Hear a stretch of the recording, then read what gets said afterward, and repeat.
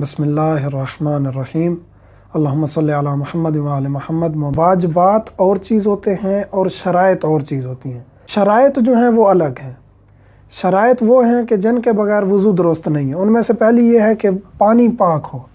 جس پانی سے ہم وضو کر رہے ہیں وہ پاک ہونا چاہیے، نجس نہیں ہونا چاہیے۔ نجس پانی سے یا مضاف پانی سے وضو نہیں ہوتا، مضاف ہم ذکر کر چکے ہیں۔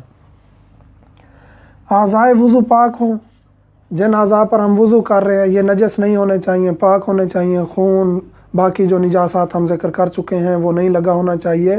اور اگر اسی وضو کے پانی سے بھی وہ نجاست دور ہو جاتی ہے، دھل جاتی ہے اور وہ پاک ہو جاتا ہے تو علماء کہتے ہیں کہ وضو ٹھیک ہے۔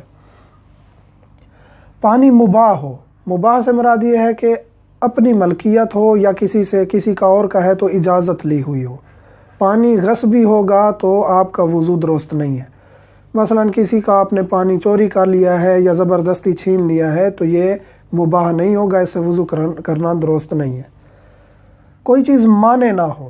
مانے سے مراد یہ ہے کہ آپ کو پینٹ لگا ہوا ہے ہاتھوں پہ، بازو پہ، چہرے پہ، ایسی کوئی چیز لگی ہوئی ہے، مثلا تیل لگا ہوا ہے مسح کرنے کی جگہ پہ، کوئی بھی چیز جو پانی کو جلد تک پہنچنے سے روکتی ہے وہ مانے شمار ہوگی اور آپ کا وضو درست نہیں ہوگا۔ پہلے اس چیز کو ہٹانا شرط ہے وضو کی نیت، 5ویں شرط۔ خود وضو کرے انسان، کسی کو یہ نہ کہے کہ آپ پانی ڈالو اور ہاتھ مارے۔ بعض دفعہ لوگ ایسے کرتے ہیں، خود وضو مثلا ہاتھ مارتے ہیں لیکن پانی کوئی اور ڈالتا ہے یا کوئی اور وضو کرواتا ہے۔ اگر مجبوری ہے، بیمار ہیں بالکل، یا آپ ہاتھ نہیں مار سکتے یا وضو نہیں کر سکتے تو وہ اور چیز ہے۔